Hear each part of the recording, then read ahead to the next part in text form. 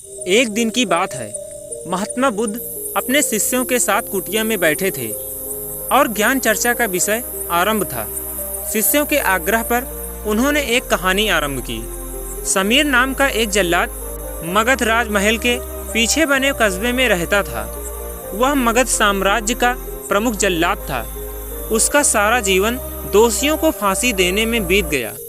अब वह लगभग 60 वर्ष की आयु का हो गया था। समीर अब राजकीय सेवा से मुक्त हो चुका था और अपना अंतिम जीवन वह अपने घर में व्यतीत करता था। अपने जीवन काल में किए गए सभी घटनाओं को याद करता और पश्चाताप करता। मेरे हाथों इतने जीवों की हत्या हुई, यही सोच विचार करते हुए वह नहा धोकर तैयार हुआ। जैसे ही वह खाना खाने के लिए बैठा, दरवाजे पर आवाज आई। समीर बाहर निकलकर देखता है तो एक भिक्षुक उनके द्वार पर खड़ा है, जो जान पड़ता है काफी दिनों की तपस्या के बाद उठा है और भूख से व्याकुल है। समीर तत्काल अपना वह भोजन जो स्वयं के लिए था वह भिक्षुक को समर्पित कर दिया।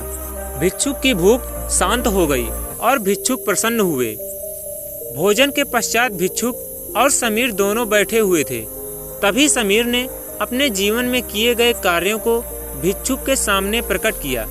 समीर ने बताया वह राजकीय सेवा के दौरान अनेकों कैदियों अथवा अपराधियों को मृत्युदंड दिया, जिसके कारण मुझे अपने पर अपराध बोध होता है और ग्लानि के भाव में सदैव ग्रस्त रहता हूँ। भिक्षुक बड़े ही शांत चित्त भाव से समीर की बातों को सुन रहे थे और रह रहकर मुस्कुरा रहे थे।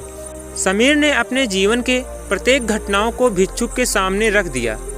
समीर की सभी बातें समाप्त होने के बाद भिक्षुक ने अपने दोनों हाथों से उठाया और हृदय से लगा लिया। कहा, वत्स, तुमने यह सब क्या स्वयं से किया या फिर किसी के आदेश के कारण? समीर बोल पड़ा, यह सब सिद्ध होने के बाद राजा के आदेश पर यही मैंने मृत्युदंड दिया। वत्स, फिर तुम दोषी कैसे हुए? तुमने तो अपने स्वामी के आदेशों का पालन किया है। ऐसा कहते हुए भिक्षुक ने समीर को धम्म के उपदेशों को सुनाया। उपदेश पूर्ण कर भिक्षुक वापस लौट गए। समीर जैसे ही भिक्षुक को विदा कर वापस आता है, उसकी मृत्यु हो जाती है, जिसके उपरांत उसे मोक्ष की प्राप्ति होती है। कहानी अंत कर महात्मा बुद्ध शांत हुए। महात्मा बुद्ध के शिष्य इस पूरी घटना को ध्यान पूर्वक सुन रहे थे। उन्होंने महात्मा बुद्ध से पूछा, जिसने जीवन भर अनेकों हत्या की थी, वह मोक्ष कैसे प्राप्त कर सकता है? महात्मा बुद्ध मुस्कुराए और अपने शिष्यों को समझाया, जिसने जीवन में पहली बार ज्ञान की प्राप्ति की हो, अंत समय जिसका निकट हो और ज्ञान के शब्द उसके कानों में पड़े हो, वह मोक्ष की प्राप्ति कर लेता है। महात्मा बुद्ध ने बताया, हजारों हजार शब्दों के उपदेश व्यर्थ हैं जब तक व्यक्ति का मन शांत न हो।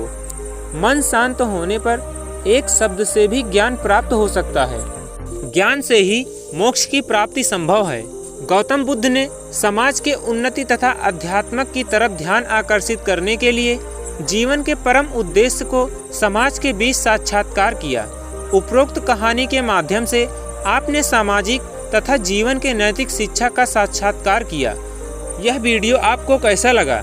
अपने सुझाव तथा विचार कमेंट बॉक्स में जरूर लिखें।